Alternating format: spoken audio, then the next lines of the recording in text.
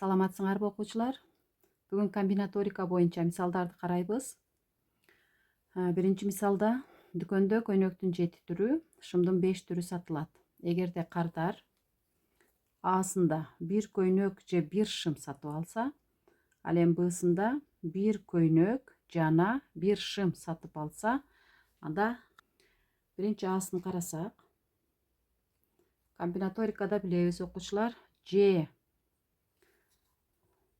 болуп турса, сүйлөмдөрдүн ортосунда Ж деген сөз келе турган болсо, анда кошот элек. Бизде 7 түр көйнөк, демек 7ге 5 түр шым, 5ти 12. Демек кардарда 12 түрдү сатып алуу мүмкүнчүлүгү бар экен. Ж көйнөк, Ж шым сатып алганда. Ал эми Б'сында бир көйнөк жана бир шым ала турган болсо, анда жана деген сөз боло турган болсо, анда биз көбөйтөт элек. 7 көбөйтүү 5 барабар 35. Демек жооп 12 35. Экинчи мисалда, эгерде 6 дос бири-бири менен кол алышып учурашса, бардыгы канча кол алышуу болот дейт. Анда жалпы 6 дос бар.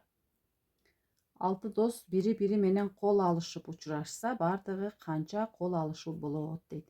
Демек бул комбинаториканы топтоштурууга мисал боло алат экен. 6 достун экөө орду маанилүү эмес. Кайсыл жерде болсо болсун, орду маанилүү эмес. Бирок 2-2ден учурашканда 6 2-2ден учурашуу. Демек топтоштуруу боюнча карасак, 6-нын факториалы, 2-нин факториалы көбөйтүү 6 кемитүү 2-нин факториалы барабар 6-нын факториалы 2-нин факториалы көбөйтүү 4-түн факториалы. Бул барабар 6 көбөйтүү 5 көбөйтүү 4-түн факториалы. Бул жакта 2-биз 2 көбөйтүү 1 көбөйтүү 4-түн факториалы. 4-түн факториалдары кыскарып кетсе, 2 менен 6-ны кыскартсак 3, 3-тү 5-ке көбөйтсөк 15, 1-ге көбөйтсөк 15. Демек жалпы 15 кол алышуу болот. Эми ушул эле мисалды экинчи вариантта карап көрөлү. Мындайынча айтканда, логикалык жол менен карасак, мисалы, мына 6 дос дейли. 6 дос. 6 дос 2-2ден кол алышып учурашса дейт.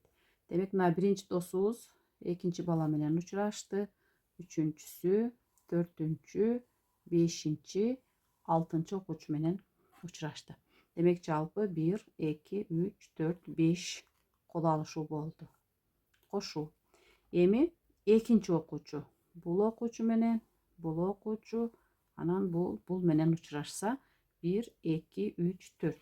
Демек 4 кол алышуу болду. Үчүнчү бул, анан бул. Кошуу 3, кошуу 2, кошуу акыркысы учураша турган болсо 1. Жалпы 1ден 5ке чейинки сандардын суммасы бизге 15ти берет. Демек жооп 6 дос бири-бири менен 2-2ден учураша турган болсо, жалпы 15 жолу учурашуу болот. Үчүнчү мисалда колонка берилген. Биринчи колонкада 9-дун факториалыны 6-нын факториалына бөлүү талап кылынган. Ал эми экинчи колонкада 6-нын факториалын 4-түн факториалына бөлүшүбүз керек. Же болбосо эки колонканын катыштарын салыштырышыбыз керек. Анда 9-дун факториалыны, бул деген 9 көбөйтүү 8 көбөйтүү 7 көбөйтүү 6-нын факториалы бөлүмүндө 6-нын факториалын калтырсак, экинчи колонкада 6 көбөйтүү 5 көбөйтүү 4-түн факториалы бөлүнгөн 4-түн факториалы. 6-нын факториалы менен 6-нын факториалын кыскартсак, анда бул жакта 9 көйтü 8 көйтü 7 бул жакта 6 көйтü 5. Эми үчөөнүн көйтүнүсү албетте 6 менен 5-тин көйтүнүсүнөн чоң болот. Эми муну силер көйүтүп отуруштун кажети жок. Себеби биз о жерде мүмкүн болушунча убакытты үнөмдөп калууга аракет кылышыбыз керек.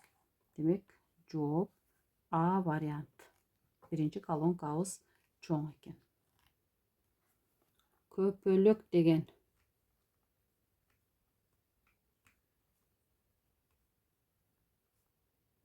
сөз берилген. Ушул көпөлөк деген сөздүн тамгаларынын баары катышкан 7 орундуу канча код түзүүгө болот дейт.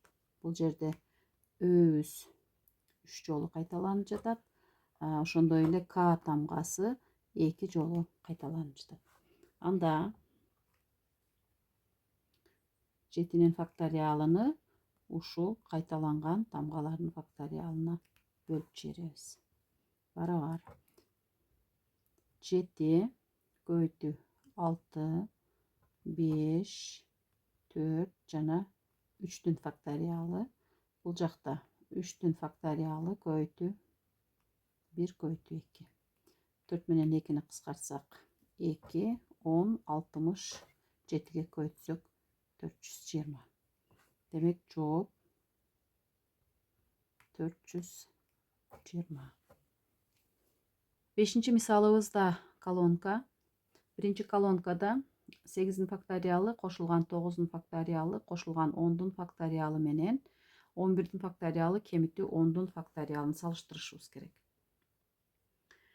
Анда эки колонкадан тең 8-ин факториалын жалпы көйтүч кылып кашанын сыртына чыгарсак, анда 8-дин факториалы кошулган 9 көйтү 8-дин факториалы кошуу 10 көйтү 9 көйтү 8-дин факториалы деп туралы.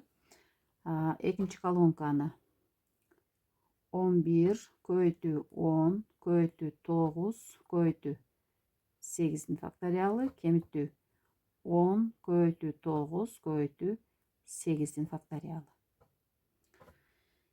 Эки колонканан тең 8-дин факториалын жалпы көйтүч кылып кашанын сыртына чыгарсак, анда бул жакта 8-дин ордунда 1 кошулган 9 кошулган 9 менен 10-дун көйтүндүсү 90. Экинчи колонкадан да 8-дин факториалын чыгарсак 11 көйтү 90 кемитүү 10-ду 90. Эми